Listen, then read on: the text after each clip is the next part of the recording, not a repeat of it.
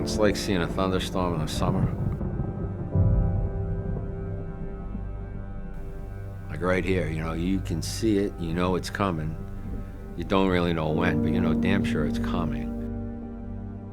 This is going to become a Wall Street company, and our stores are on Main Street. It's a family here. Our company's really a tight-knit family. A shocker in the contentious saga involving members of the DeMoulas family. Diane, Arthur T. has been surviving repeated efforts to kick him out until today. It was a unanimous mandate provided to the CEOs and that there'll be no further discussion with them until Arthur T. DeMoulas is brought back. Supervisor of Operations Joe Schmidt says employees are concerned about outsiders hired to run Market Basket.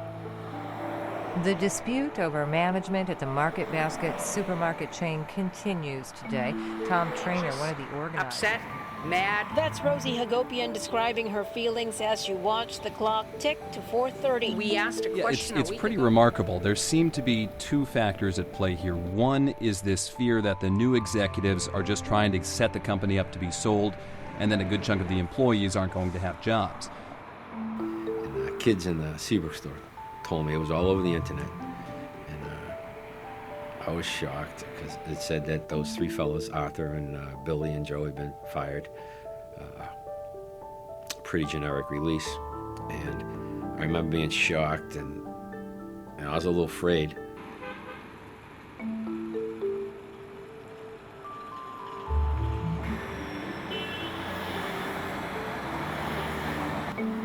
And then I remember thinking, a little gnarly, predatory thought, thinking, well, it's game on now. Game on. I remember distinctly thinking, game on. I didn't know where it was going to go. I assumed it wasn't going to go to a good place, but I was ready to, do what we had to do.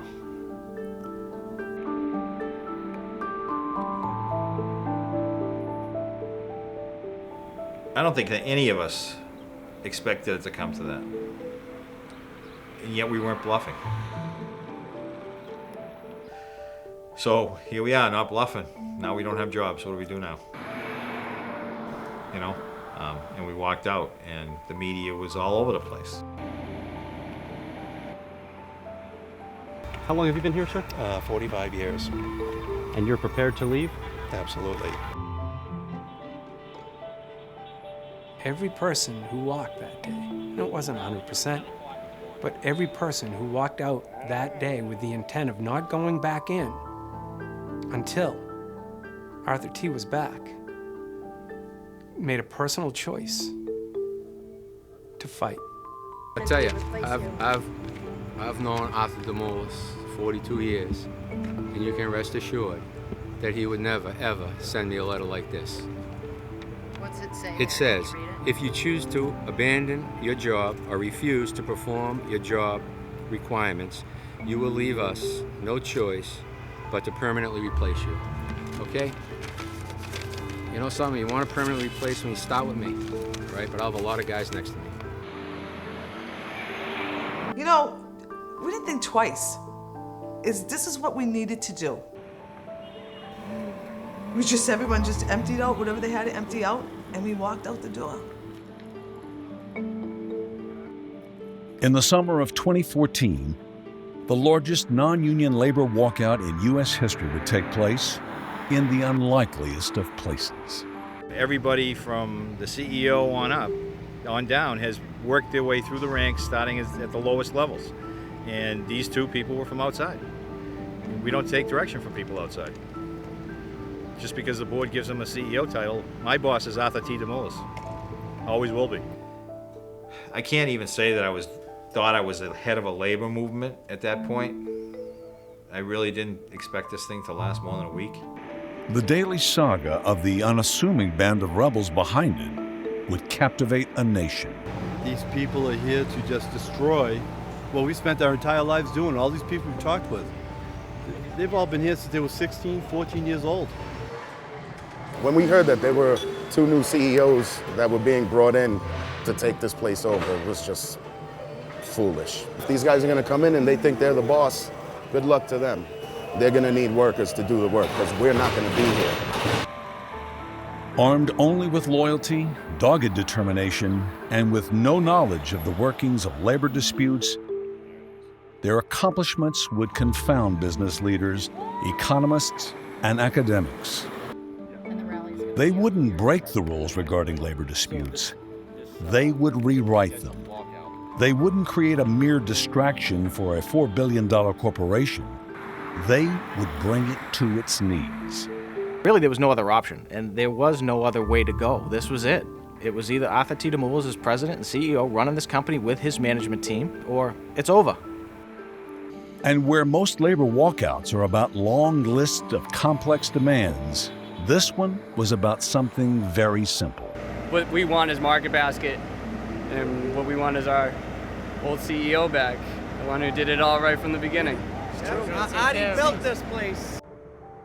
This is their story.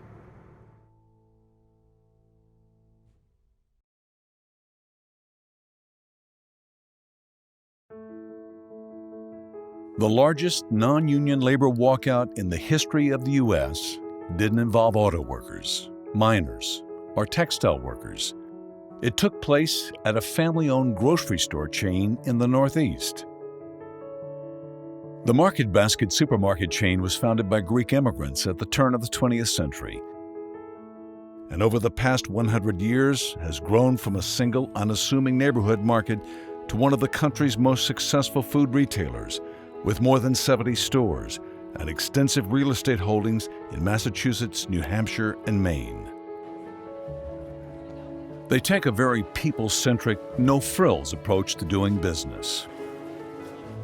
There's no self-checkout, no website, and no automation in either of their centralized warehouse facilities. Yet they thrive, are profitable, and almost always expanding. Its more than 25,000 associates are some of the best compensated in the industry. They're paid above market wages, have excellent health benefits, and profit sharing. Employee loyalty and longevity at Market Basket is something that most firms can only dream about. With more than 2 million customers shopping at their stores every week, Market Basket offers some of the best value in the industry. There's no loyalty card at Market Basket, yet their customers are incredibly loyal. Their customer service exceptional. And their prices are on average 15% or more below that of their competition. So how did it come to pass that over 6 weeks during the summer of 2014, thousands of Market Basket associates and nearly all of their 2 million customers would walk away from the company they had all been so loyal to? And how is it that management, employees, and customers of a multi-billion-dollar corporation would fight with such unflinching solidarity to save their piece of the American dream?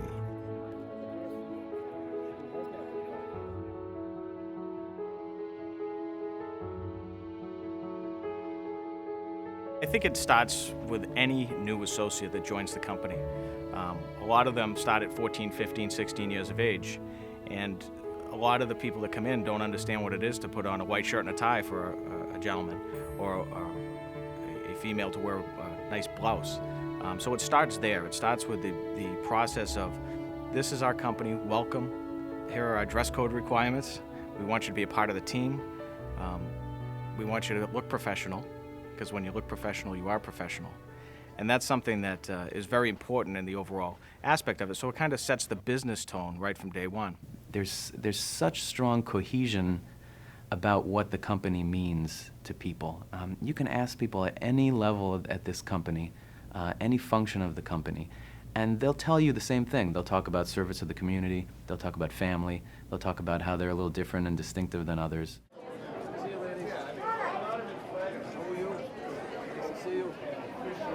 Arthur DeMoulas comes along and tells you no job is more important than another.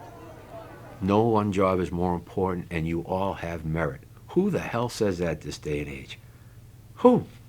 They're very loving, and that's a strange word to use in business, because I haven't found any love in most corporations, that they really do have a special relationship with the people.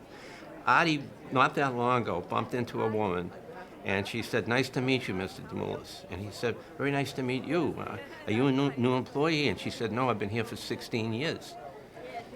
And Artie said, 16 years? How could it possibly be that I don't know you? Well, there's about 26,000 FTEs in the company. And he said, "It won't happen again. I'm going to come by and see you." He said, "And I apologize for not knowing your first and last name and more about your family." I mean, he looked at me and said, "I can't believe I don't know." The boss has said a million times, he's beaten me over the head with it so many times. We're in the people business first, the grocery business second. At the end of the day, what it comes down to is if you put in a good, honest day's work, you'll have people that appreciate it. You'll feel a part of something greater, which I think is something that everybody wants to do in life. They want to be a part of something bigger. It's a work ethic. You know, we expect quite a bit out of people. We expect you to come in, hit the ground running, and work. You know, it's easy to get the impression with talk of family and service to the community that this is an easy place to work, right? And it's not an easy place to work. You know, when we get a lot of these people that think it's the greatest company in the world, when they come in, they don't realize how much work it is. We work hard, and we don't mind working hard because of who we work for. He treats us well, and we, in return, give it back. Mark Sturzo and his brother Chris have worked at Market Basket since the late 70s. In 1999, Mark had a stroke. When Mark went down, he was obviously in ICU. I went in and I sat down with Mr. Rockwell, Mr. Marsden, and they told me right off that Arthur Demoulas said, and Mike Demoulas said, "Don't worry about anything. The checks are going to keep coming. Just take care of your brother." I mean, what company does that? What does that tell you? What company does that? The first time I went down to see Mr. D, he was sitting in his back desk. I was like this, shaking. I couldn't mutter a word. Mr. Demoulas looked at me and said, "Why don't you come back and see me tomorrow?" I went home, I practiced on what I was going to say, up and down, up and down. I finally got to meet him. I told him I was looking to buy a house. And he goes, "Where you buying?" I told him, Lowell. He helped me out with a mortgage. He gave me his bank, his lawyers, and I bought my first house through Market Basket. And that was with Mr. D.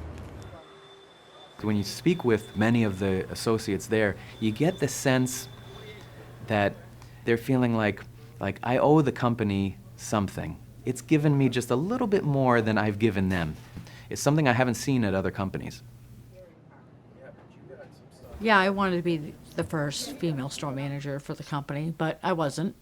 But the one they picked was a very solid choice. It's not all roses all the time, right? I mean, they have competition. There are arguments. There are disagreements. I don't get along with the bakery people all the time or the produce people all the time, but don't mistreat them because we're on the same team and you're not part of it. In some ways, this is a throwback, right, to the days of staying a long time in a company, and so you were that kind of a family. I started at the age of 17. 17 going on 18 years old. 14-year-old. 15 years old. Yes, I've been there about 40 years, and I'm very, very rarely the senior man in the room. I've been a vendor in the commercial bakery department at Market Basket for over 20 years. At that time, it was 1958. 1974. 1978. Since 1981. My first job was a bagger. You either start shagging carriages or ringing a register. You know, you see the other people and say, "How long have you been here?" And they say, "Oh, I've been here 15 years, or I've been here 20 years. And I'm like, "Seriously? You've been working in a supermarket for 20 years? But you know what? I've been there 21 years now. I don't know what happened to me, but the same thing. You don't leave." Athanasios, or Arthur Demoulas, and his wife Ephrosyne emigrated from Greece in 1906 and settled in the city of Lowell, Massachusetts. After working in a local tannery for the first few years, Arthur returned to Greece in 1912 to fight in the Balkan Wars. Upon his return in 1917, he started the first Demoulas Market on Dummer Street in a section of Lowell referred to as the Greek Triangle Acre. It's a store that becomes, as did a lot of other immigrant stores, a centerpiece of the neighborhood. It's a place where people go to get news from home. It's a place where people go to find out politically what's happening in the city. It's basically a place where you can gossip and learn about what's happening. And so markets like Demoulas's market at the time are really important cultural beacons. As the store becomes bigger and then as more stores are added to the chain, it also is indicative of the fact that Greeks as an immigrant population are making it economically. The family itself is this institution in a way, and it suggests if you work hard, if you do the right thing, you can become successful in America.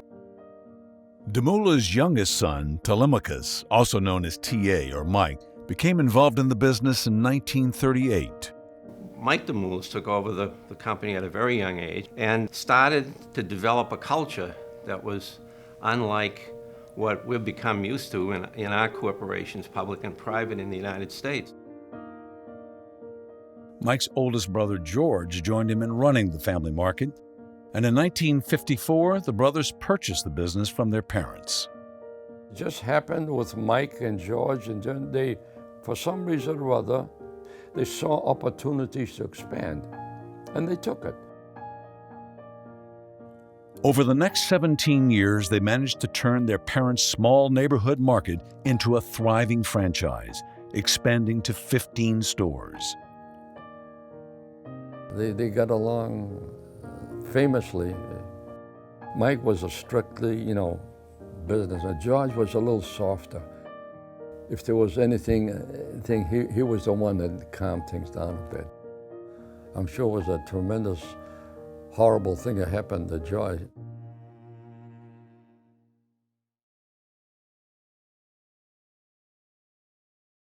In the wake of his brother's death, Mike took over the business, expanding it aggressively, while at the same time providing for his brother's widow and 4 children. He provided them money for housing, education, and starting businesses.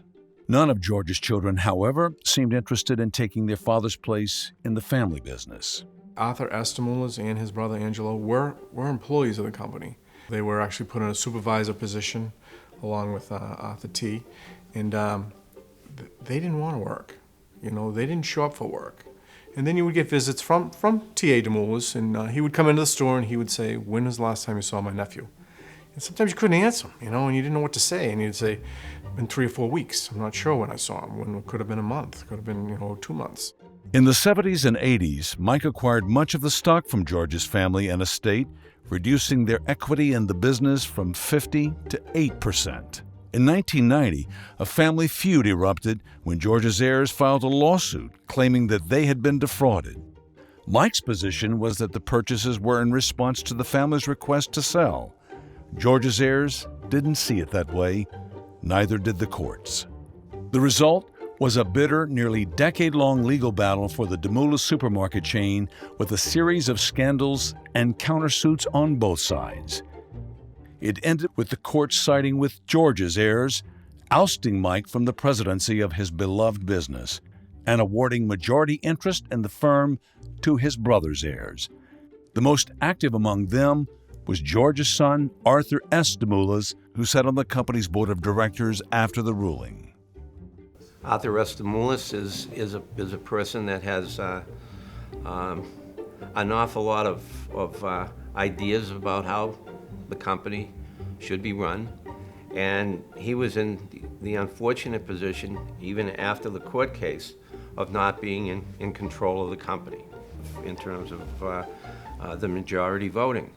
The key to his loss of control was George's daughter-in-law, Raffaella, voting with Mike's side of the family. This gave more control to rival cousin Arthur T., who remained a key executive after the court ruling. That really hurt him. It also made him very, very angry. And I use the word angry because that's what I saw. He was always very, very negative to his cousin and that side of the family. He really wanted to run the company at some point. And that probably was never going to happen. The people would never have accepted him. And you're not going to get anywhere in Market Basket unless you're one of the hardest workers in the place. Even though his name was Demoulas, that doesn't mean we have to respect you just because your name's Demoulas. We still have that been there, done that, got the t-shirt thing, even with somebody named Demoulas. That was between them. It was a family matter and nothing to do with how the company was being run or what was happening with our business here. It wasn't on our minds all the time. The company ran just as well when the board was in the middle of a temper tantrum. We could start in with something as simple as a new location, and it could take 3 hours to get through that discussion with personal attacks on people because somebody didn't like the way they said something, or they didn't like, their particular point of view, or people accusing you that you were in the bag for one person or the other, and it happened both ways. In 2003, T.A. Demoulas passed away, leaving the company he devoted his life to in the hands of his bitterly divided family. Despite nearly 2 decades of sustained growth and more than $1 billion paid to shareholders in the form of dividends by 2013, there were signs that George's heirs had become frustrated. As they watched millions being invested into areas of the business they felt they had little or no control over, such as the firm's extensive real estate holdings. The place grew tremendously. If you look at its numbers, just sheer number of stores from the late 50s through the late 80s, early 90s, it hit 50 stores, and that's a tremendous pace by any metric. The mid-2000s, we were at about 59 stores. And now, by 2013, we were at about 70 stores. So, a very short amount of time, he really got the ball rolling. Had a board that was in place that understood that this company was well-oiled, get out of its way and let it work, keep the parameters where they should be, keep it in check, and let it go. Even though the company had experienced incredible growth after his appointment as CEO in 2008, there were signs in 2013 that the delicate balance of power Arthur T. held on to was about to change, and along with it, the fate of the 25,000 associates of Market Basket.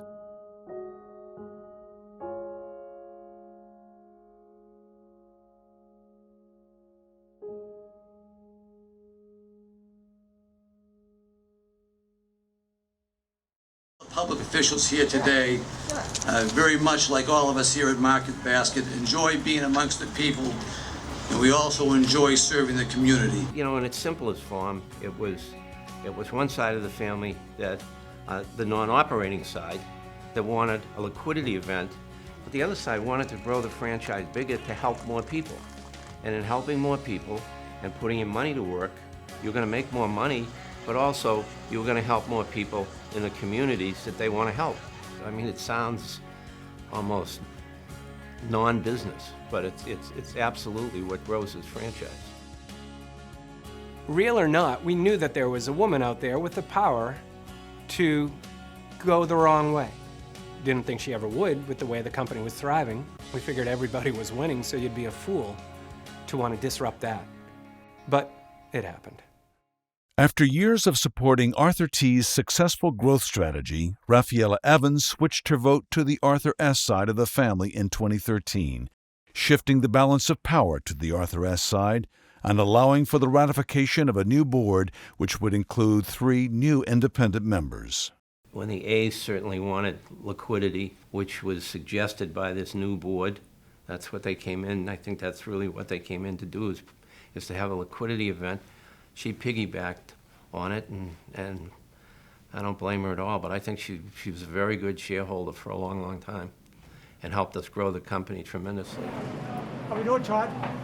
It's disturbing when you've been taught and cultivated to believe that, we have a responsibility to those individuals. And Arthur believes strongly and has taught us all that, first Mr. Manager, Mr. Supervisor, Mr. Bill Marsden, you've got to take care of your people. You've got to take care of your customers.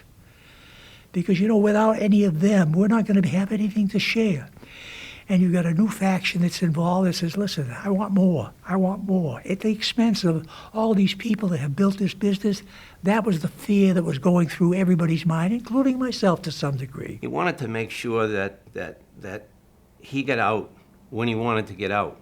And it took him years to do that because he didn't have the votes. And once he got them, he changed the board. And then, you know, the last year was very difficult when Terry Carlton and I were in the minority position in the board. We got steamrolled. We need to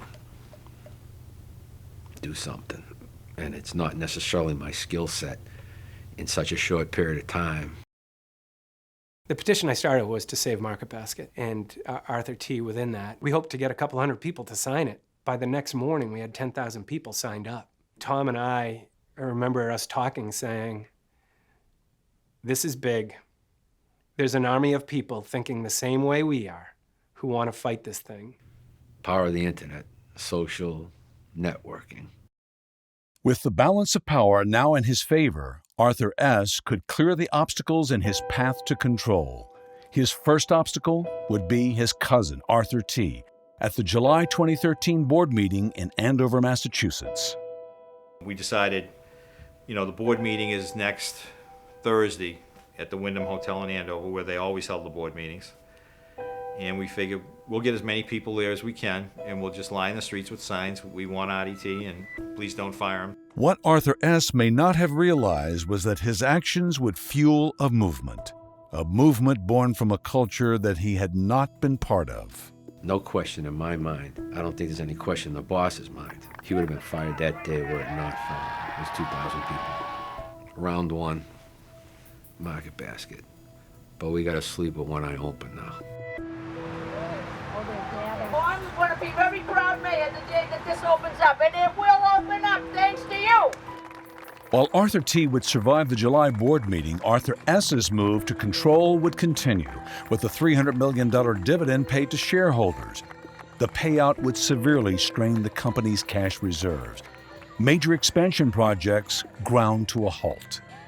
You know, my father, Mike DeMoulis, you know, he left high school in 1936 during the Depression to go down to that little store in Dummer Street to help his father, my grandfather, to work the store to pay the bills. And paying the bills to hard-working associates and vendors and contractors has been a hallmark of our company ever since. The best interest of this company. I said, there's going to come a day, someday, you mark my words, you're going to give a victory speech from the back of my pickup truck. Bill Shago up there was very powerful. And that just shows the difference between Bill Shea and some other board members on the other side is he brought himself out. RDT brought himself out. RDS never came out. He shied away from everything. He didn't come and speak to the people. Either did any of the other board members. Did they come speak to the people? No.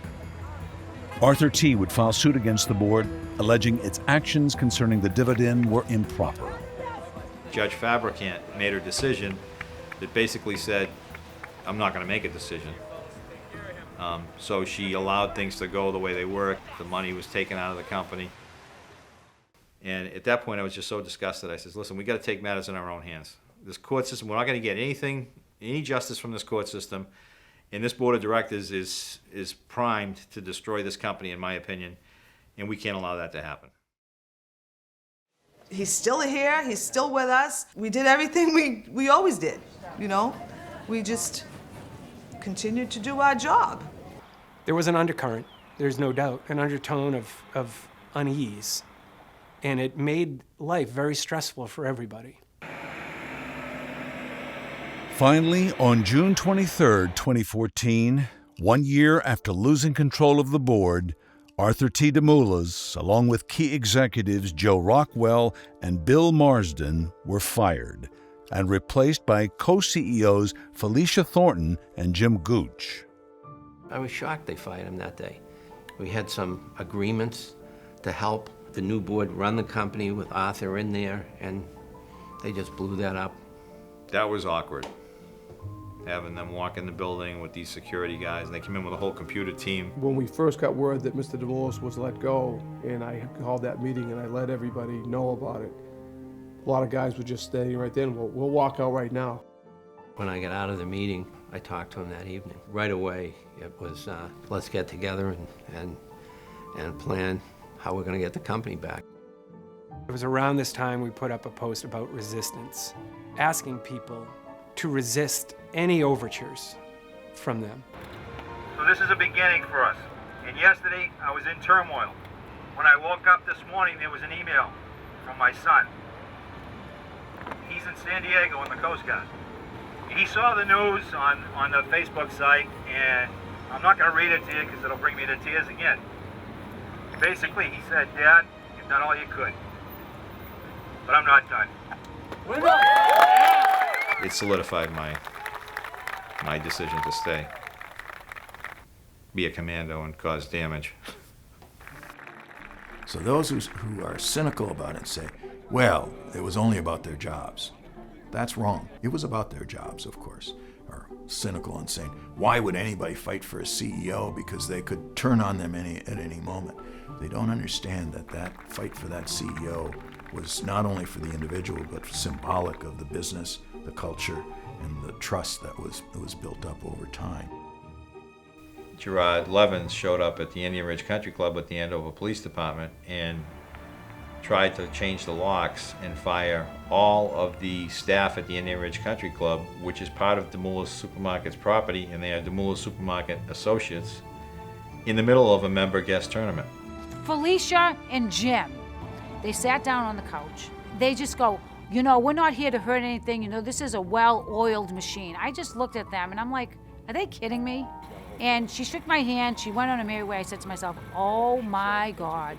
They are no match for the strength and the commitment that Market Basket has, for the passion they have for the business and for the CEO. The call went out through social media. We got people mobilized. That was the beginning of, hey, we can't trust these people. What are you guys doing? You just told people 24 hours ago you're not going to fire anybody, and you're down there trying to shut the place down and fire 10 people.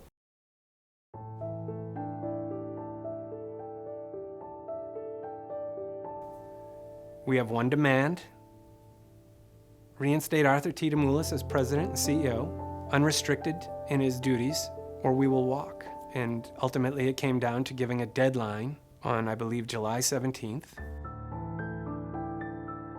And believe me, I would much rather be selling groceries and stocking shelves and talking to you guys. This is not what we do. This is not what Bob Ferranti, who's listening back there, does. This is not what we want to do. We're not very good at it.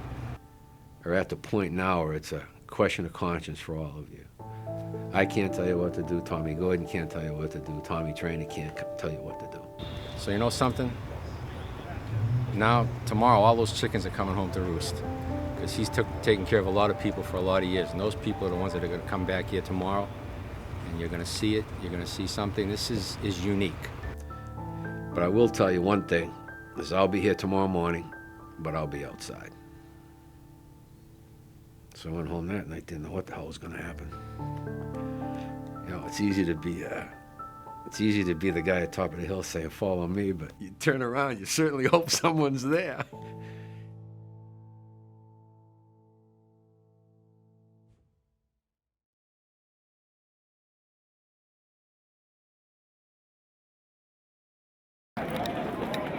That first day when I got up and went to work wondering how many people were going to be standing behind me, they were out in front with me on Friday. A small spoke and a big wheel, but we pulled most of the spokes out. And in the words of David Ortiz, this is our fucking company!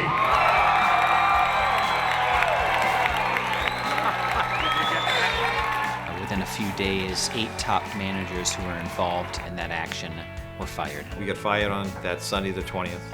We had a rally planned for Monday in Tewksbury. The company didn't own that property. So we got permission from the people that own the property to be there.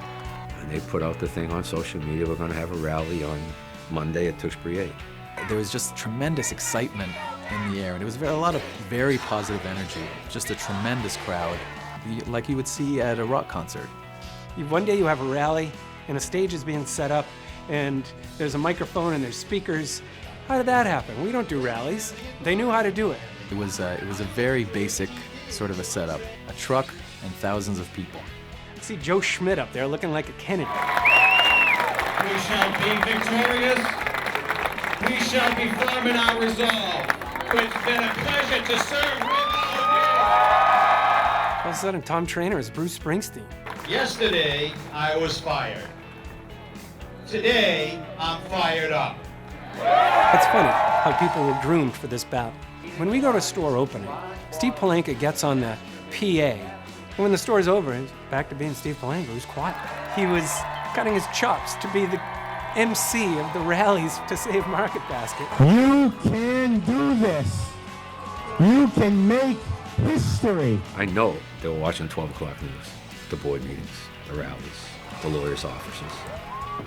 It was to keep the people involved, keep the pressure on, get the communities involved, and give the boss a tool with which to bring this deal to a close. When my father passed away, he left 9 girls and 2 boys. And we decided that the giraffe was going to be our family mascot. Because you cannot be afraid to stick your neck out.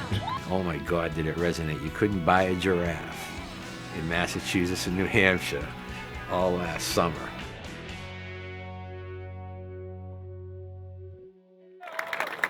We have 2 million devoted customers that are got our back. We have 25,000 associates against 5 directors and 2 incompetent CEOs. Did we have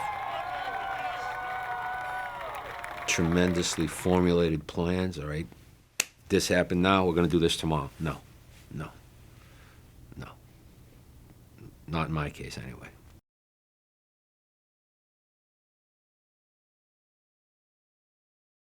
The rules of the road of general labor law did not apply in this particular case. There was no contract that was being renegotiated, so there was no rules, there was no box that all of this fighting had to happen inside of. There were no 3-minute rounds or whatever a boxing match would be, and judges and scoring. This just was going to be over when it was going to be over. We decided that the best way to do this would be to shut down distribution and store support, which meant everybody in the office and all of the warehouses. And in that way, you would still have the stores open. They would still be getting a paycheck. You would affect the least amount of people, yet do the maximum amount of damage. We needed help. We needed help from the media. We needed help from the customers. And how are you going to make this happen unless you hit them in the wallet? Why did they fire us on a Sunday evening? That's just odd. I mean, I can understand sending a courier because they don't have guts. But why on a Sunday afternoon? I'll tell you why. Because the board of directors must have called them this weekend and said, get this thing straightened out. Sorry, it's too late. We're shutting down. Well, the CEOs, I mean, they were just out of their regular textbook, you know, how to run a company or what to do. I don't know if they expected, you know, the massive amount of people to stop working that did, and then for this shutdown to happen. Key people have just been eliminated from the company, people that have dedicated their entire lives to making the company everything that it is. And you cast them aside like it's nothing. And you think that you're just going to throw those people out and then it's going to be business as usual? Really? You know, do you have a clue? Do you know anything about the company to begin with? We weren't picking orders, delivering, sending out orders for that day. Right then, I mean, it was done. But like I said, it was only 2 days. By that Sunday, these stores were, you could see there's not other cases. In a week's time, the stores were bare. A new board came in.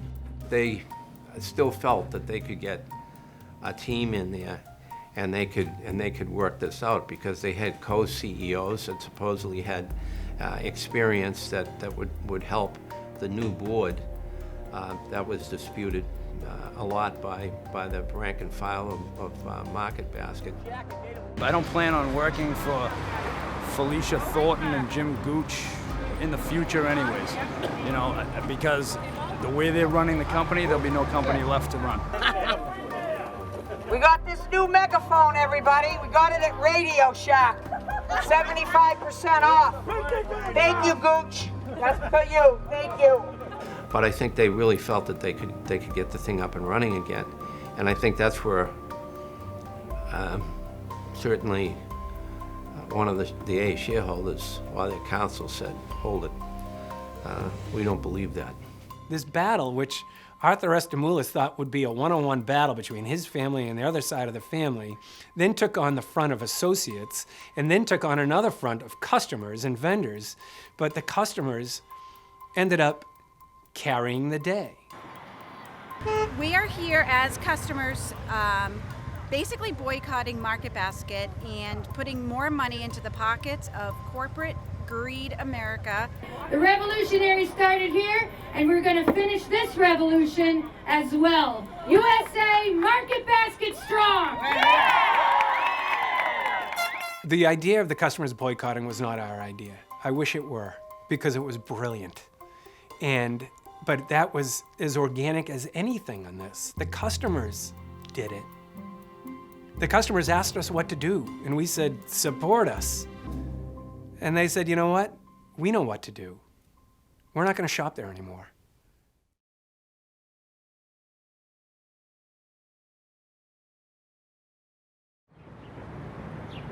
Former Market Basket CEO Arthur T. Demoulas says he's offered to buy out the grocery store chain, taking control back from family members who ousted him last month. WBUR's Jack Lepiarz reports that many customers are staying away from stores, which are running low on supplies.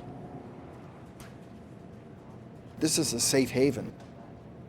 The customer that has a very frenzied life is now being asked to go to a store where they're looked at as a number instead of a person. We've got 14-year-old baggers up front that know customers by first name, 20,000 customers a week. We've got baggers that know customers' names and their kids' names and their birthdays. If you take the philosophy of shareholder first and you just try to reward people by their self-interest, that sort of a model doesn't create these connections between employees and customers that we see at Market Basket. And what we see at Market Basket is a situation where employees and customers have this very tight-knit bond. They don't always know each other by name, but they recognize each other and they see each other and they feel a certain closeness. What is she here for? I came here to see you. I did. I told Shirley, I said I haven't seen him. Yep. What would you do without Market Basket in your life, Mary? I would miss it terribly. How old are you? 70? What? 89. Oh, 89, yep. Next Well, year, you made I'm me behaving. 90 last year. I know I made you 90. I love you. Love you too, Mary. Everything's going to be good. If it isn't, I'm going to have to move in. Wait a minute. People often form very strong bonds with the elderly. That group of people, that population, was really affected a lot, I think more than most, through this whole protest. Quite obviously, they don't care about people. I run my food pantry, I had 48 families last night. I usually have about 32. My numbers are going to increase more because they come here because the prices are reasonable. In the neighborhood we're in, we do have a lot of customers that have no way to get anywhere else. We have a housing project across the street, 2 more down the street to our left, and so that's why we still have a good amount of customers, not great. Monday night, when we started asking people to boycott us, we had a customer, she came in almost in tears and apologized to 2 of my managers, saying that, you know, she understands the cause, she supports the cause, and all she wanted was a bag of rice, and she was sorry for buying it here, which says the world to me. When the employees needed the help of customers, the customers were willing to go along and they wanted willingly to support the employees. Because that happened, they were able to attack this from 2 angles, right? One is keeping the stores open, but keeping employees committed and available at rallies and picketing every day out in the front of the store every day. And on the other side, to have customers boycotting, so they're attacking the revenue and the cost at the same time. This only started yesterday. We asked the guys out there to start getting petitions just from the customers. This is one store.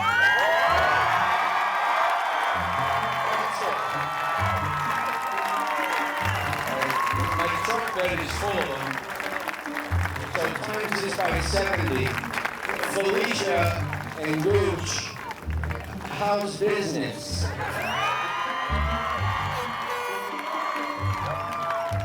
Not that I got to see the news too much because I really wasn't home, but then, when I did, and you'd see the people going and sticking all those other grocery stores' receipts on the windows. And I mean, you'd see the windows filled up with them. I mean, it was just, it was awesome.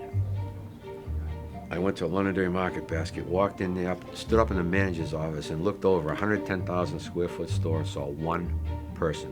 One. That was the very first time I thought, we might be able to pull this off. Today, we're putting it on the customer. How many customers do we have here today? Please shop our competition.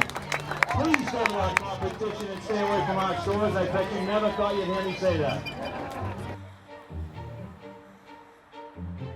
Customers, they were signing petitions on their own. We want back Arthur T. We want him back now. They stood outside our stores getting people to sign petitions. They did all kinds of things on their own. They got their own rallies together. Okay, we're gonna do this by a show of hands, just to start things off. How many customers are here? How many of you customers who have your hands in the air are currently shopping at Market Basket?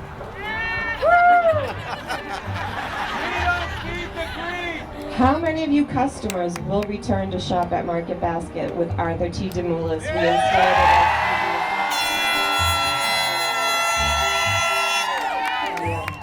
What you see here today is a microcosm of the 2 million customers that are boycotting Market Basket because we believe in Arthur T. Demoulas as CEO and only Arthur T. Demoulas as CEO. Obreros juntos jamás serán vencidos. Customers united will never be defeated. And I want to end with this. The next time we do this, I want this to be a gathering in celebration because Arthur T. has this store back again. Here's the problem. No matter what you think about this board, $400 million worth of cash is lost. Just as an example, $40 to $60 million worth of fish was thrown out. There's nothing in the stores. There's no company. It's shut down. The reporters would ask me, aren't you fearful that you won't be able to recover this company? You've lost 2 million customers every week. And my answer would be, no. I could certainly understand how the bankers would feel that that's just impossible. You can't turn off and then turn on a business like that. But the thousands of people that worked at Market Basket were also the company's customers. Family that shop at Market Basket, friends, cousins, relatives, we all shop at Market Basket. So the 25,000 people that work for the company also come with family and friends that shop at the company. So as soon as you get that word, you're gonna have hundreds of thousands of people running towards a Market Basket. They want their Market Basket back. I wasn't a big believer. I said, how in God's name are they going to get, because I worked in commercial banking, are they going to get this thing back up and running and to a certain level of sales soon enough to be able to get a loan out of these banks, a conglomerate of banks? I didn't think they could do it. Now I'm saying to myself, okay, I'm out of work, I have nowhere to go today, and the weekend was a nice weekend. Then Monday comes around, and what do I do today? This is not my usual routine. I'm off today. I'm not working. Oh my God, Sal, I don't have to go to work today. He says, I know. So he runs out, he comes back about an hour later, and I'm outside enjoying the day. So I come back home, and I tell her, he says, all your people are down the street. They're all picketing down the street. You need to get down there. You need to get down there with your people. No one called me. Why didn't everyone call me and tell me this was going on? I don't know anything about it. He says, do you understand you're on strike? this is what you do when you're on strike. I said, strike? Who the hell was ever on strike? I was never on strike. I don't know what this is all about. I have no clue. These are your people. This is your company. This is your job. You stick with your people. The board of directors for the embattled Market Basket supermarket chain is calling on workers to get back to business as usual. In a statement issued this afternoon, the board said it's considering buyout offers, including the one from fired CEO Arthur T. Demoulas. WBUR's Kurt Nickish is at the Prudential Center. Where The site where we were all at across the street was almost a microcosm of what Market Basket is. You'd go in the morning, first thing, and people are already there setting the place up, merchandising it. You know, the tents are going up, the grills are being set up. It was a business that had been abandoned. But they kept the grounds nice. They had nice grass and the parking lot and whatnot.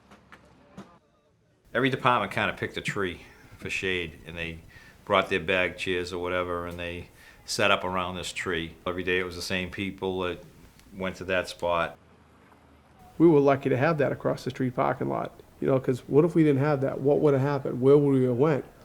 So the guy that owned that parking lot, he goes, I believe in what you guys are doing is right. You can use that parking lot. And he owned that whole street down there. So he let all the cars park down there. This guy was great.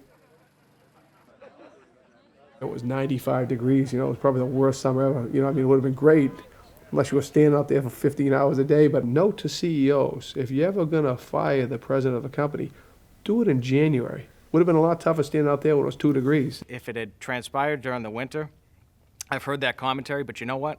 We would have all been out there with overcoats and snow shovels.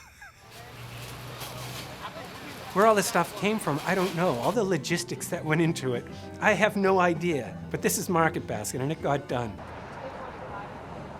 The people that we might answer to, they're here as well. They're setting the example. We have Bob Ferrante, you know, he's one of the accountants at the place. Well, here's Bob across the street with his beard setting up the food stand. We basically sum it up by a team effort.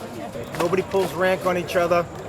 We don't care who you are, where you work, we all work together. The Market Basket way, right? Yep, that's it.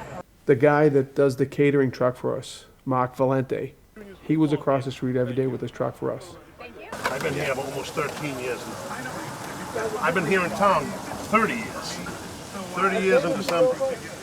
I don't go out to the local places. I look for market. We're going back to work. I got the feeling. Right, Gary? Yes, we're going back, buddy. Going back. I look at my phone every night saying Gary's going to text me. Do the security guys come over and try to eat? No, absolutely not. I wouldn't feed them. That wouldn't work so well. They're not welcome here. I'm here for my guys and my guys only. These are my guys. Without them, I'm nothing. Go through him too next time, okay? Don't. It really was like a family out on strike, which again sounds odd from a historical standpoint, but it really was that way. People were, you know, people had barbecue going, people were eating, people were doing whatever, as opposed to, you know, a more traditional auto workers strike or steel workers strike where you would see guys on a picket line. We try to do something different every day. You know, we try the pizza and the ice cream machine, and this and that. So I work for a bunch of Greeks. Let's roast a lamb.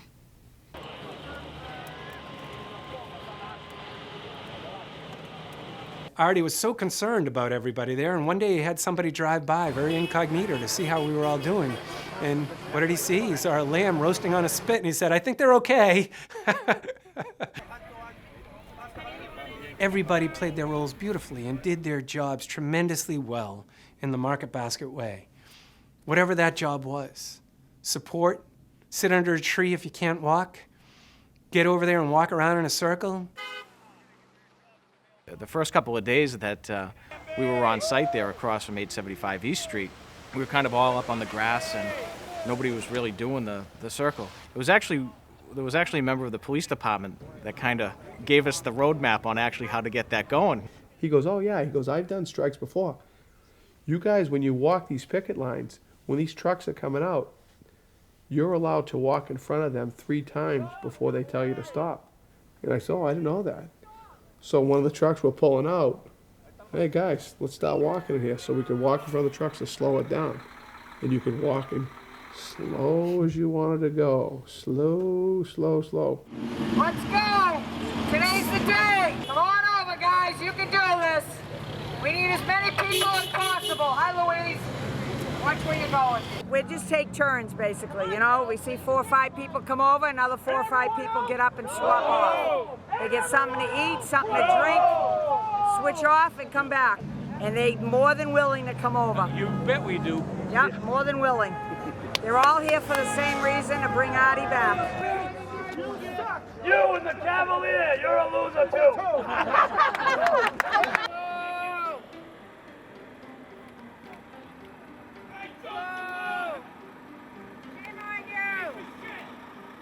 It hurts us down here when we see our guys out there at the office, you know, struggling. Right. And so we're gonna do whatever we could to help them. Exactly. That's why we were screaming and yelling and saying, That's you right. know what, calling these guys names for that one reason, because they're attacking our brothers. Exactly. Remember that And we're scab gonna- driver at my store? Yeah, that crazy guy. I We did I it all. stopped the truck and he delivered to my store. I'm disappointed in you, and Germany is too. Get out! Hey! It was a crowd that was full of emotion and passion. That's right. But very little, and I was out there a lot. You didn't hear the bad, vulgar swears, and if someone did, it was an isolated case, and the kids around was saying, hey, we don't do that. We're professionals. Right. We're professional pickers. Fuck you, you scab mother! Fuck you! Piece of shit!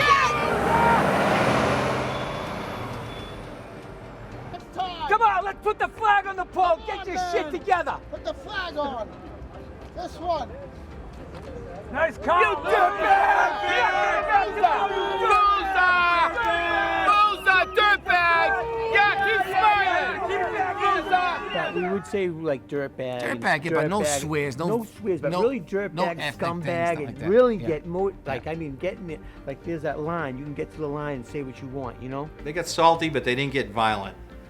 And, you know, you got to blame both sides, you know, whether you're on the picket line or you're one of the people that crossed the picket line. You know, there were birds flying in both directions. You got the trash barrels. Big red nose you can put on, you clown. Couldn't buy your way into anything. Don't even know where to park your car, you loser. Make sure you get the pictures there, pork chop. Myself, I had to stay neutral. If I see someone saying something, if they got a little too high, I'd say, guys, tone it down. You know what? You could be heard, but, you know, let's not turn this into where it's ugly.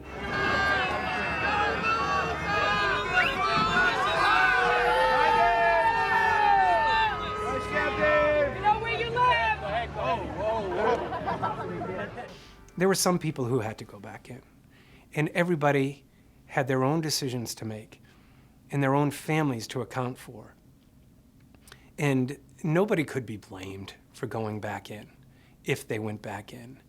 But that is not going to change the way people feel who are passionately putting all on the line. Some guys stayed, most of us left. It's a very touchy thing. Extremely touchy thing that I really don't want to comment too much about. I have a mortgage, I get bills, I just sacrificed everything and put everything on the table and said, you know what, I'm just gonna stick it out just like all the other brothers and sisters are back here. You have to think about what's going on here. If we don't do this and get our company back, you're gonna be out of a job. Do you think Felicia and Gooch are gonna take you with them? You're out of your mind. The only way out of this is to do what we have to do, and that's to get Artie back here.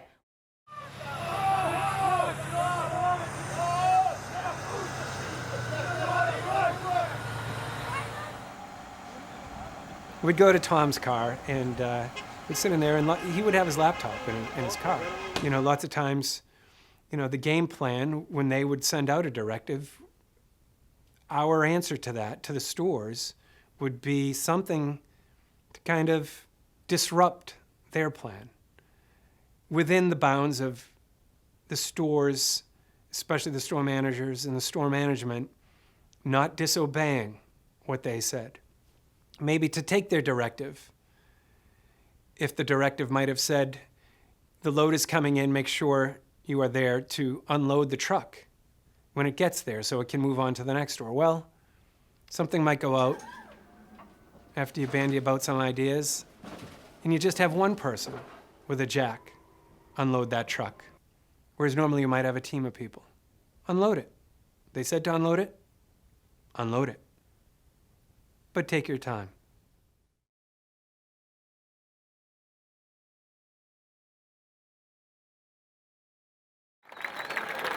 We're asking the stores to step up now. And if the person in front of you, your manager, your department head, whatever the case, is reluctant to step up, then you need to step up. For a lot of workers, the store is like theirs, right? It's like, no, you can't have our store. We won't let you do that. And the stores went out that way, again, with this sort of sense of everybody's in this together. This is our store. I take as good as care as this store as I do my house, if not better. You know, it's typically cleaner, it typically runs, you know, smoother, and it's typically less conflict in this store than there is at my house with 4 children. So if they're gonna tear down our house that we spent 100 years building, we're gonna light a match on the way out and tear it down ourselves. They thought this main office had walked out, and these high and mighty people from our office were going to just go quit their jobs, and thought that, you know, the thing would shut down without them in the operational end of it. What they didn't realize is the people that all in the stores were in on it too, that we were going to shut the store down. You know what? We're not going to do the orders. I don't know what you're talking about. We're not going to do the orders. We're not going to send orders. We're not going to receive orders. Slowly, as they saw people, oh, we're going to get in trouble. Oh my God, what's going to happen? They weren't used to it. We always follow discipline. But wait a minute. We're in a different era here. We're on our own. We're on our own island right now, and we're going to fight our battle right here. At that point, the company is really turning into 2 companies. So you have CEOs at the top. You've got just a handful of people who remained in those offices, and store directors, very little communication between them.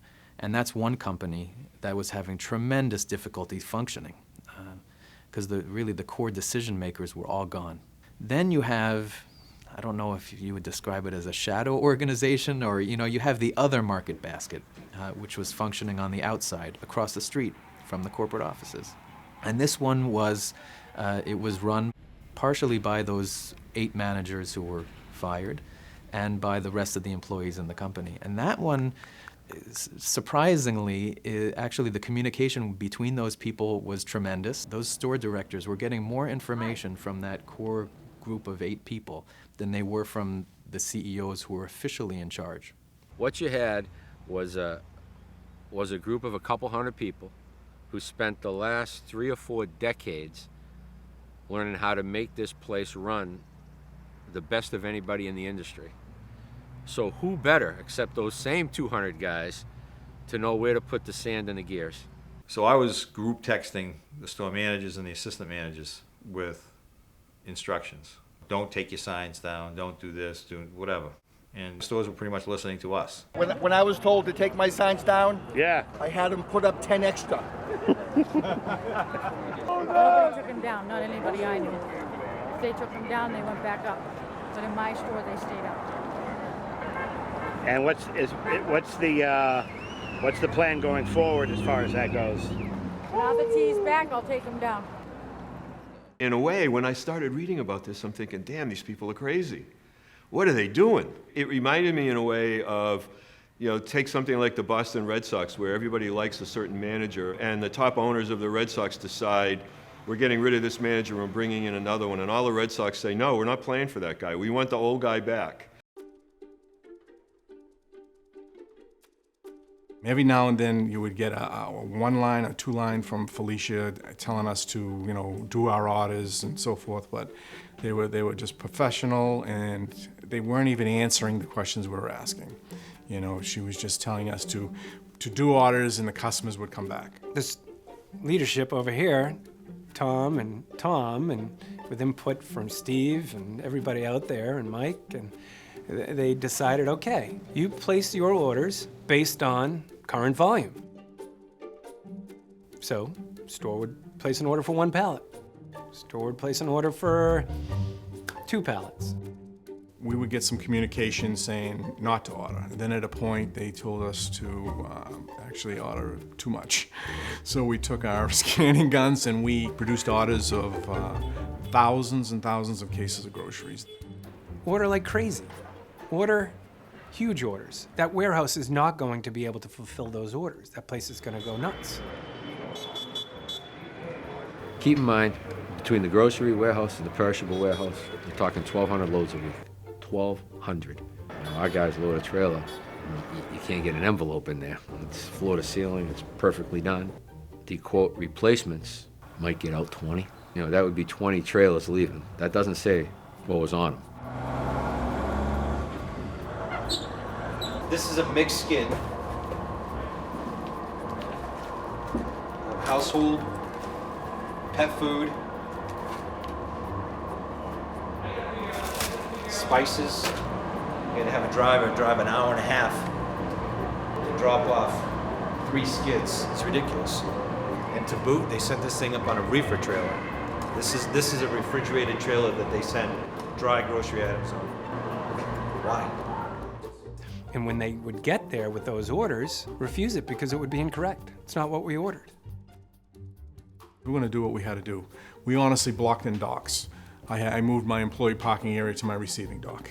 So you couldn't back a truck up there at one point. One of the truck drivers asked me the directions how to get here. Oh yeah, I gave him up in North Conway. You know, that's where I put him. I'll do anything I can to give these guys the wrong directions. You know, anything. We did everything and anything. Any little trick we could come up with, we would do. Just to be part of the resistance, you know what I mean? That's what you have to do. We took groceries in. Like I said, we unloaded trucks like snails. But not something we do, and it's against, we want to crack the whip, say go, go, go, but you're going too fast, we would say. It's something that never come out of my mouth working for Market Basket. Slow down. It got to be a competition amongst our managers. I would get a call, hey Stevie, we just finished a grocery truck, 5 hours and 18 minutes. Is that the record? You know, it was from a guy just down the street. I'd say, no, someone took 5.5 hours. She was adamant to say that, you know, we would to place these orders and the customers would come back. I don't know what she didn't get, that the customers weren't coming because we asked them not to come and they were on board with what we were doing.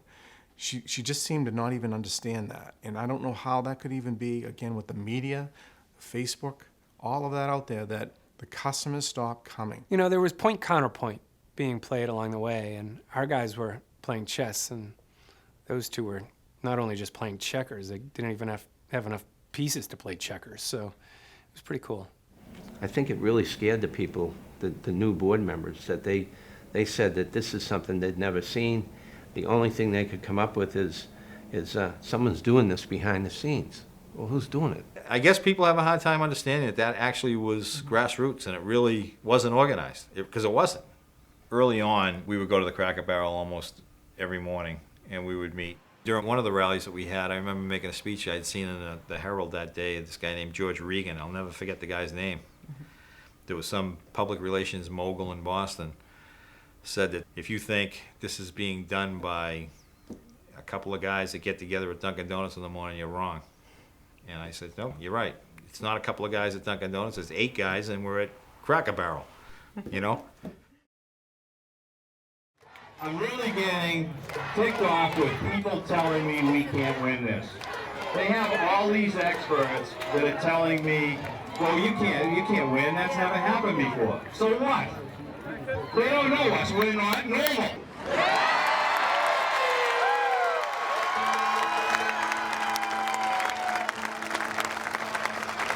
Look at this, and this is incredible. I am so humbled by the outpouring of support.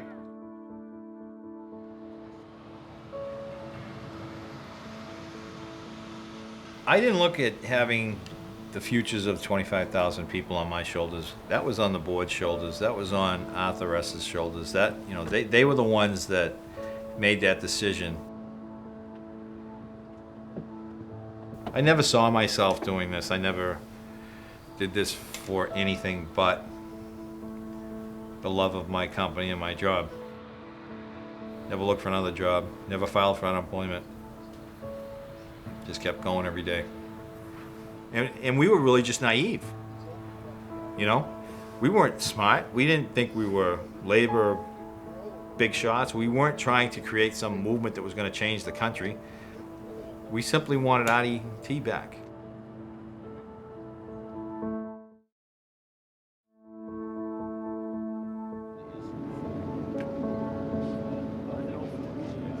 We generally have a strategy meeting every morning.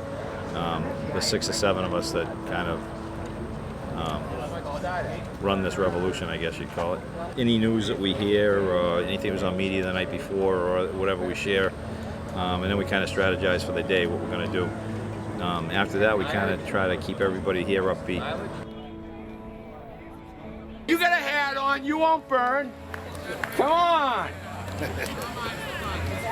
You too. You can golf. You can stand over there. Come on, of all people. Youngest supervisor in the department. Go ahead. During the course of the day, we may have little meetings, maybe not everybody together, maybe just a couple of us together, and hey, we heard this, maybe we should throw this out on media or whatever, and that's kind of the way the whole day goes.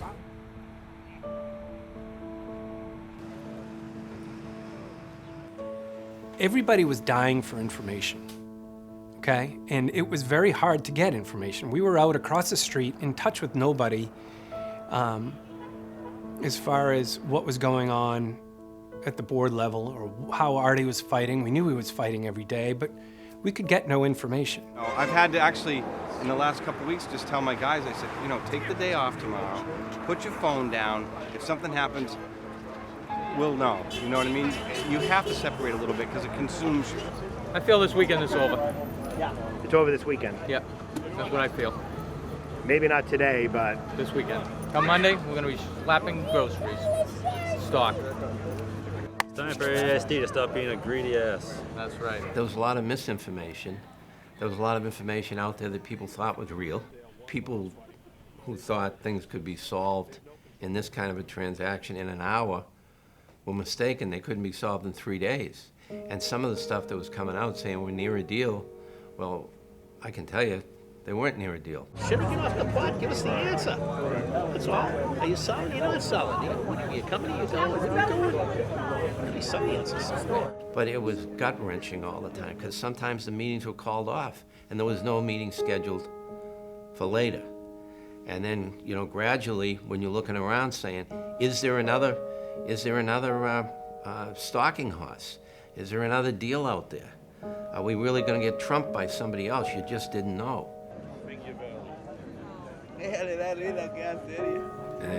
It wears on you every day. I wake up every day afraid that I was going to say the wrong thing to someone. We quickly realized that everybody was watching every move we made, and they were looking for body language. They were trying to get close to us. If they saw a couple of us talking, they would come over and they would try to overhear what we were saying.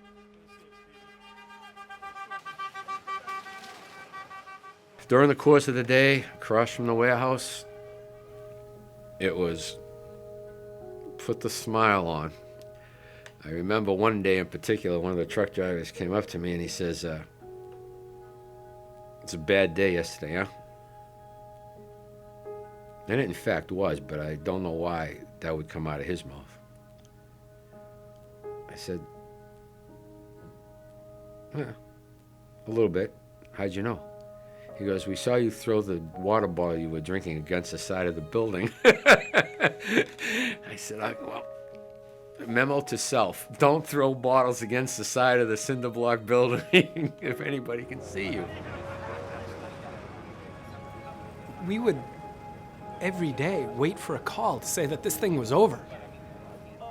I remember it was maybe a week or two in, and I think Mike Kettenbach was on his phone, and Tom was over by him, and I was watching them, and then Tom and Mike both looked at me and kind of gave me this, get over here. So I thought, this is it. And I bounded over there. And I think Mike asked me something about, what's the name of the place that you went to eat 2 weeks ago? And I was like, geez, my heart was beating through my chest. I thought this was it. And we turned around and everybody was watching because they wanted to know. And I just ran and people thought this could be it, but it wasn't. So at that point we started moving to the dumpster. There was a dumpster behind the building. So Every now and then a group text would come up and you look down at your phone and it would say dumpster. And it's time to go. And there were some times we were in the car that I would go in the car with the computer because I didn't want people to see me or see what I was doing, or, you know, and I have my MacBook and I'd be looking up, you know, we would hear information about Del Hayes or something, and there was a connection there, so I'd be on the web trying to find out what the connection with Del Hayes is.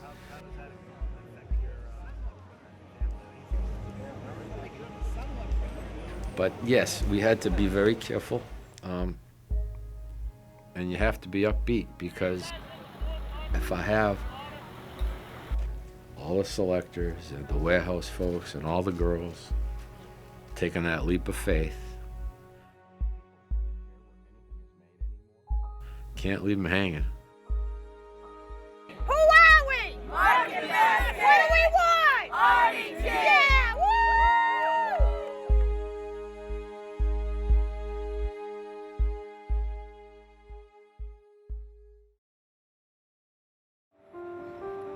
I have seen him spend time with people that need. We thought this was an easy no-brainer, but then it kept going and going and going.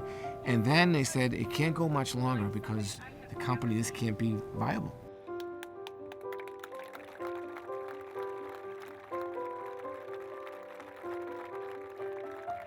I have faith, and I'll go down with the ship in a second. That's right. Not a problem. But after the ship sinks, what's Mark and I gonna do? We only know Market Basket. That's all we do. That's all we know. So what are we gonna do? Sit down at the table, everybody. It was a family meeting. Market Basket's going south right now. A lot of things have happened. Does it really happen? It's really happening. So I'm gonna let you know what I'm doing. And I'm gonna risk everything. Right. And they were all on board. Stephanie was on board. Everybody was on board. My kids were on board. They all went for Market Basket.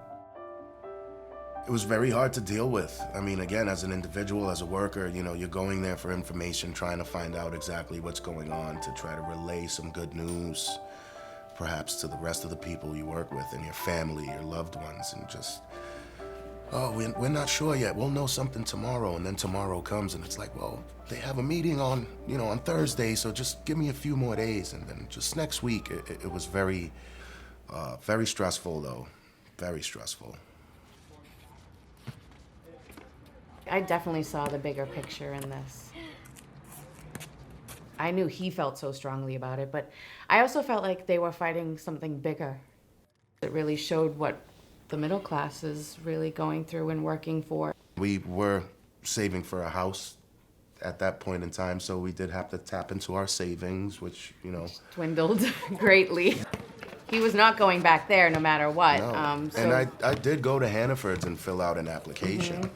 and did a couple of side jobs throwing junk in a Right. trash bin out of houses, like Right, and a couple of portraits here and there, couple you of know. you know, art jobs. Yeah, it certainly helped during that time. I think was also kind of therapeutic too, because Certainly. to sit and work on the art and not think about what Right. was going on with Market Basket at the Right. time, it helped. When I have to, I certainly use my artwork as a way to run away without leaving home. That's for sure.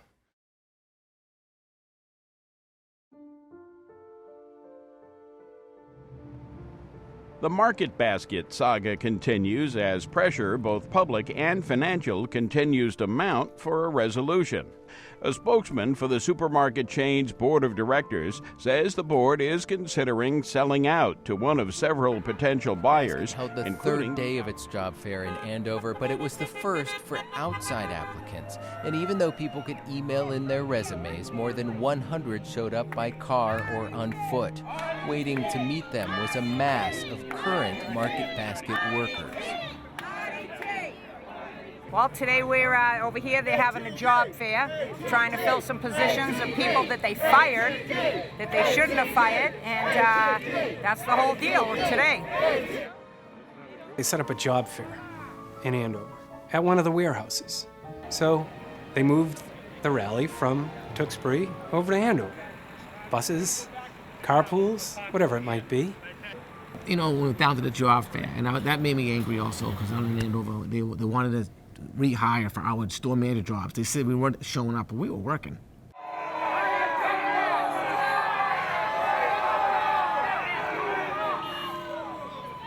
You know, we blocked the entrance, see what was going to happen. Let them know that it's the wrong thing to do. Listen, there's no jobs out there for you. Don't even try. We didn't end up hearing of anyone that was hired through the job fair. A lot of people saw it as another scare tactic. It was kind of another instance of an ultimatum that the new executives were saying, you need to come back by this day or your job could be replaced. Each of those threats was worrisome because there was a real possibility that people would be fired. I lay in my bed at night crying because I thought in my 35 years with this company I would never, ever experience this. As the drama wore on, the co-CEOs insisted that staffing be proportional to revenue in some sense, so there was this painful layoff of part-time people that happened that really turned the screw in some sense. That was perhaps the strongest push from the other side, and one worried whether that was going to break everything. During this shutdown, in a sense, of our company, to tell the most vulnerable of associates, truly the most vulnerable. The part-time are the most vulnerable people, the ones that need us, and to tell them, we don't need you anymore. Yeah, it was devastating. When it came down that I could not schedule my part-time associates, my tough skin came out, and I grabbed my assistant that was on duty that day, unfortunately Wally, and I says, we can't schedule any part-time associates next week. I'll never forget it, and I apologize, Wally, but he was in tears, and he said that's the hardest thing I have ever had to do, was what I just did. And that's when it hit me. I'm like, my God, I have to do this to the rest of the store.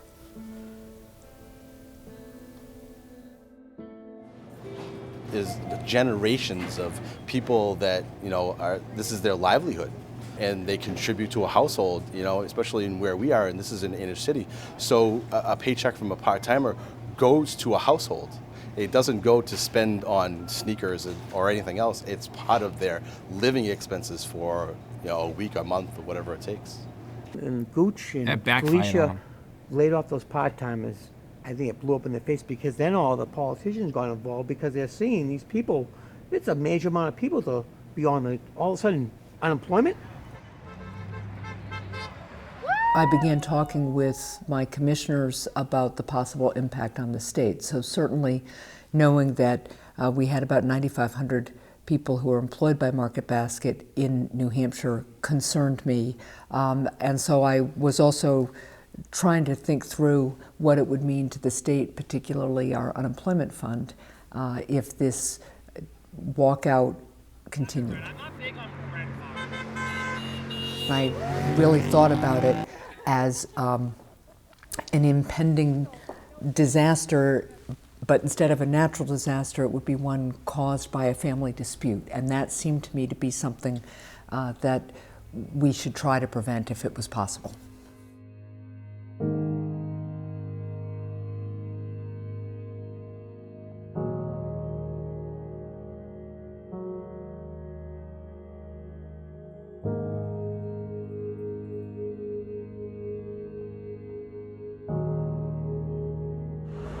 How does that affect the family having, somebody not working who was working there? She's more depressed than anything. She's kind of given up hope, I think, at this point. Really? Yeah. So what do you think? You think this is going to get over today? You can't trust anything they say, so you don't know until it's done. I had to come in and I had to talk people off the ledges every day. I had to make sure that they understood that things would be okay, even if I didn't think they were.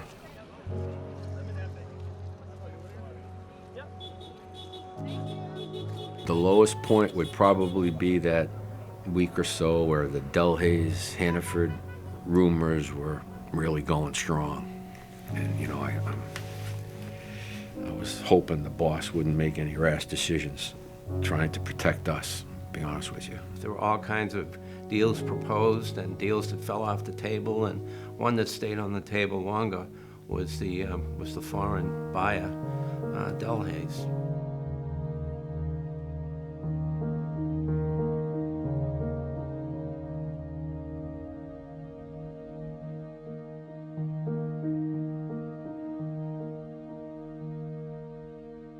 it got quite a ways along, to the point where there were serious meetings about everything with underwriters and lawyers and all of that. You know, Arthur T. really wanted to make a deal because of what was happening outside the company with all of the people that were out there protesting the whole thing. And I know he talked to a lot of people that selling the franchise to someone else and taking the money and leaving would ruin the company, whether he went with them as CEO or he didn't. And so I think he redoubled his efforts to try to find a solution for his family. The lawyers, and there were plenty of them, decided that they were absolutely, positively running out of time. Last night, another deadline or another board meeting has been canceled. It seems to be this morning, there's more issues this morning. Bottom line, this is criminal what's going on here today. An awful lot of people being hurt. When is enough enough? Yeah, it's been really hard on a lot of people, you know, can't pay their bills, we're not getting any money coming in, and it's getting scary. Why don't you guys just put on a pair of gloves and get in the ring, you know, do something to solve this. I mean, the livelihoods of thousands of people are on the line. For the first time in my life, I'm worried. I have a 16-month daughter at home. My wife stays at home with her. I don't even know, my words can't even explain how nervous I am right now. So, I don't know. I think we're doing the right thing. There was a truck driver fund set up that raised, I think it was almost $300,000, but when you have 700 people, that's not a lot of money to go around. Many of us drivers have a lot of years here. Our children are grown. A lot of the warehouse help, they're younger individuals. And if you saw at the rallies, a lot of children in strollers. Whatever is donated to me in that fund, I'm going to hand it down to a warehouse worker so he can feed that kid, those little babies. I can say personally that we received 2 checks from that fund, which certainly helped. The people at the top that orchestrated this whole thing, I got to think many of them were sucking down antacids every night before they went to sleep thinking, oh my God, what have we done? We've just taken thousands of people out of their jobs. We don't know if this is going to work. What have we done?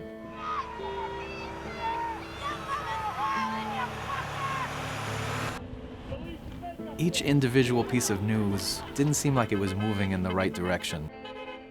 It always felt like everything was like people were digging in more and more. It really had that feeling of, could this company that had done so well actually go under in a matter of weeks because of this?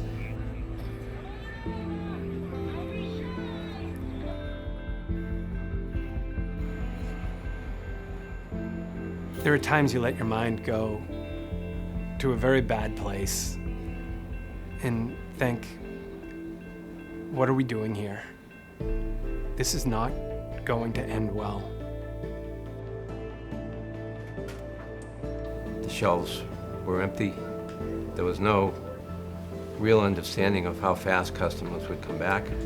There was a lot of thought that customers were now shopping in other places, and maybe you had lost them. I think people worried that they couldn't get through 6 weeks, let alone 8 or 10. It was on the brink.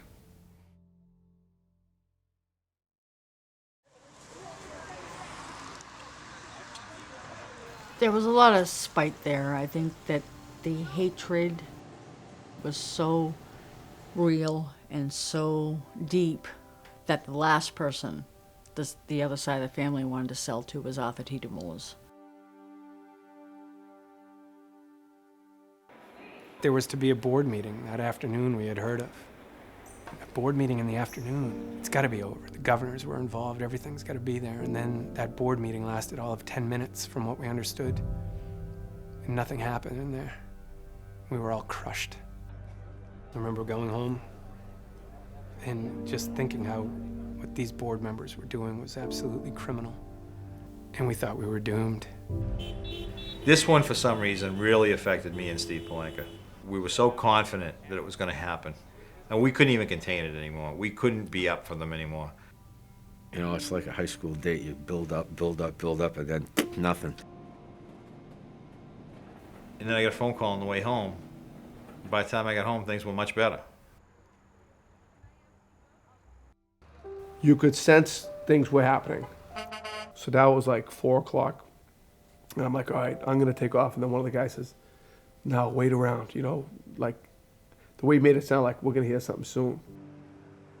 We had been burned with too many of those Sundays that we thought this thing might end.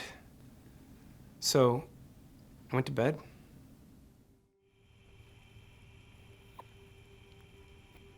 I got a phone call from the Boston Globe wanting to know what I thought of the agreement. What agreement? They said the agreement, they have agreed to accept the offer. This is a done deal. He goes, yeah, we got people there, they just came out. I was so excited. I had tears in my eyes, and I was hugging Nicole. It was probably about 11 o'clock or close to it that we got the final word that yes, it's a done deal. I wasn't even happy. Wow, it was definitely an I can't believe we did this moment.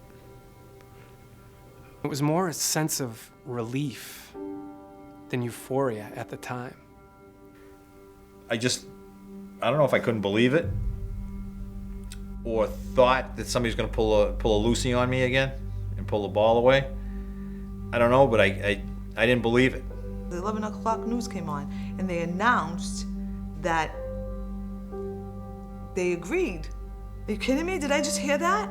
And he said, yes, you did. A co-worker of mine called me and said, the deal is done. The deal is final. He's back. And I jumped in my car and drove to Tewksbury. I must have gotten here in 10 minutes. And I live in Lowell. It takes me about 20 minutes to get here. Just very excited.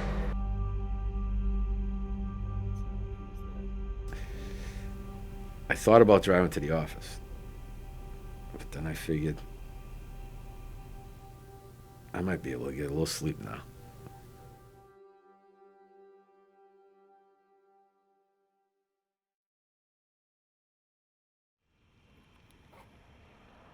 Could it have happened sooner? Sure. But no one was ready. Finally, I think cooler heads prevailed with both sides of the family and the lawyers.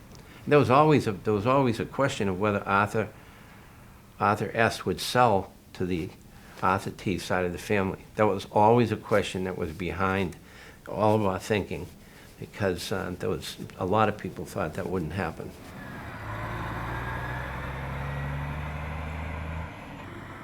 I'm so excited. I'm trying to call my workers, tell them to come back to work. We have so much work to do. There's no answer for this, you know? I'm so excited. I was out there for 6 weeks.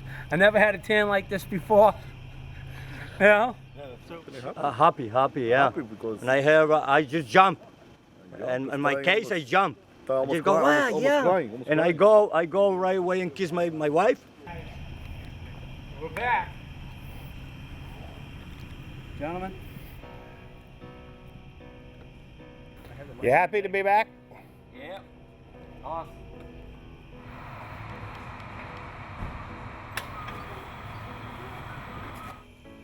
After 6 weeks, the Market Basket food fight is over. The company and Arthur T. DeMoulas announcing a binding agreement which sells the company to Arthur T., who returns effective immediately with day-to-day operational authority.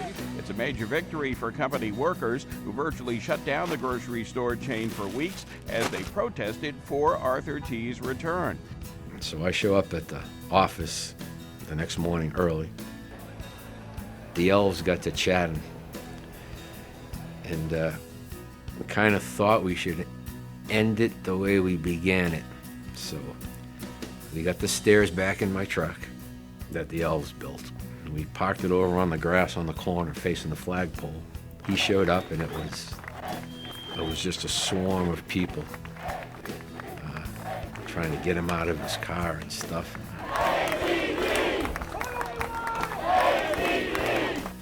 And they ushered him over to my truck.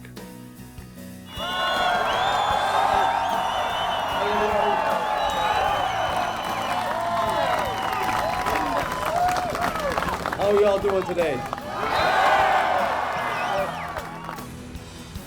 the associates of Market Basket, the customers of Market Basket, and the vendors of this Market Basket organization. You, and only you, have taught the educators, you have taught the professors, the analysts, and the CEOs that the workplace here at Market Basket is so much more than just a job. He probably doesn't remember it, but he ended it where he started it, in the back of that blue pickup truck, and nothing could be so sweet. As happy as he was very nervous about what the next few months were going to be. How much time do I really have to get this thing fully functioning so that I can have a real shot of being able to pay this debt down? Do I have an office left? Sort of. It's not occupied, is it?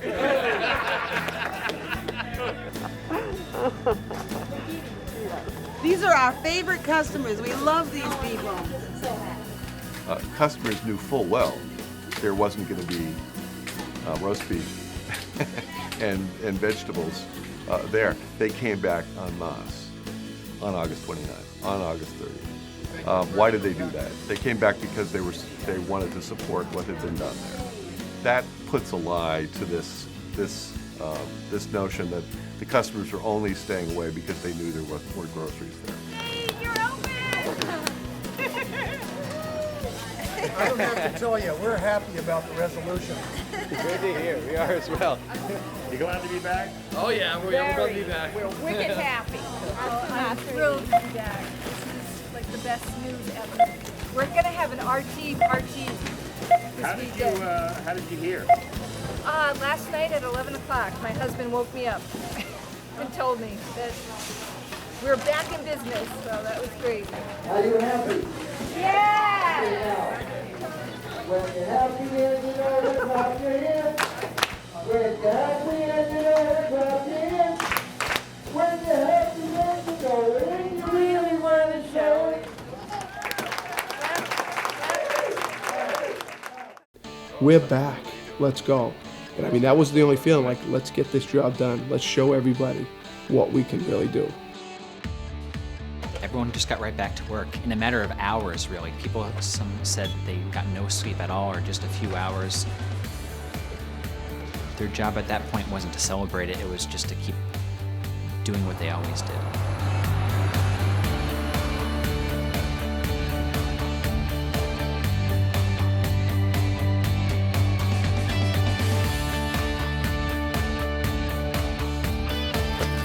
You gotta get things filled up. To find people.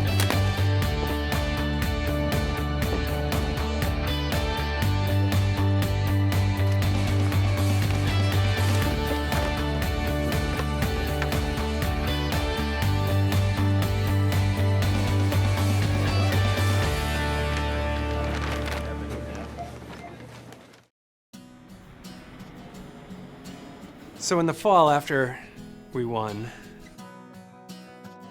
the Labor Secretary, Tom Perez, invited Market Basket to come down to Washington, D.C. and be a part of a speech he was giving at the National Press Club in which he was going to talk about Market Basket and the events of the summer. Thousands of employers of the regional supermarket chain Market Basket walked off the job to protest the firing of their CEO. Your communities are proud of all of you. Your president, I can tell you, and your labor secretary are very proud of you. And I think your nation is proud of you. This is not simply a New England story. This is an American story. It's a story I see across the nation. A story of workers, managers, everyone with a we're all in this together attitude, coming together to make sure that we reject false choices. It's not just about taking care of your shareholder. We take care of stakeholders, our workers, our shareholders, our community. That's what the Market Basket story is, and that's what the American story is. I did have a young guy, 20 years old, he's full-time, just came full-time. He came up to me, almost tears in his eyes, and says, I got a job offer at Hannaford, full-time, I don't know what to do. And I said, I would love to tell you that everything's gonna be great. Okay? In my heart, I believe it, but take that job if you need to, and you can always come back. And he did. And he came back. 1, 2, 3, market basket. They're back, in most people's minds, better than ever. Customer counts are up. The new store openings, the new stores that open, the 5 of them are doing very well. There's plans down the road to open more stores. One indicator of how well the company is doing since Arthur T. was put back in charge is the year-end bonus. Despite all those millions of dollars in lost sales, the company actually paid out more money in 2014 than it did in 2013. $46 million, they said, where it was $44 million the previous year. These are $5.99 bottles, master mixes, limited 2 per person. This was an example of direct action, which doesn't again have as its enemy all of capitalism, just a certain kind of capitalism that they do not respect and we're not going to work for. One left for you. I have a hard time thinking that any employer in the United States of America can stay open by being as zen about the way that they run their stores as people intimated. But I think it's reflective of how badly other people run their businesses. That this place isn't perfect, but it's a damn sight better than so many other places that people who work at Market Basket know about.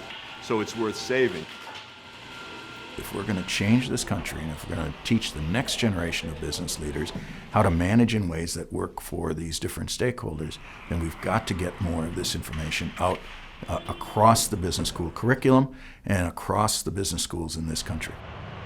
America has a choice. Which kind of employer do we want? Do we want the high-wage, high-profit employer that makes the business work for both customers, for employees, and for shareholders? Or do we want just to maintain this notion that business only exists to maximize the shareholders' value and everybody else has to fend for themselves? That's the choice we have, and that's what the Market Basket case really illustrated. I'm so relieved. I can't believe it. Take a look at that sign up there. Lost and found, hidden safe and sound. Turn around, watch the sand hit the ground. Moving slow, shadows on the wall.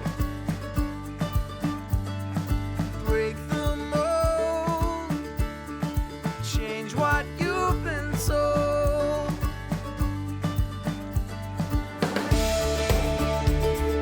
Colors, explosions, I feel like the world and I, changing the world tonight. We're free, we're satellite. Colors, explosions, I feel like the world and I, changing the world tonight. We're free, light draws down, scattered hit the ground, burning through, brings the night into view. We grow strong, seeing as shadows fall. Break the mold, change what you've been told. Attention shoppers, the first rule in business is the customer is always right. Except in this instance, apparently, nothing to see here. Move along. tisket, a tasket, dear market basket. Firing your loyal employees, that's pretty classless. Get your head out of your asses, listen to the masses. You greedy corporate fascists. I don't know nothing about running supermarkets, but someone sound the gong. I think it's safe to say that you're doing it wrong. Your company's as good as the company you keep. Excuse me if I'm testy, I haven't eaten in a week.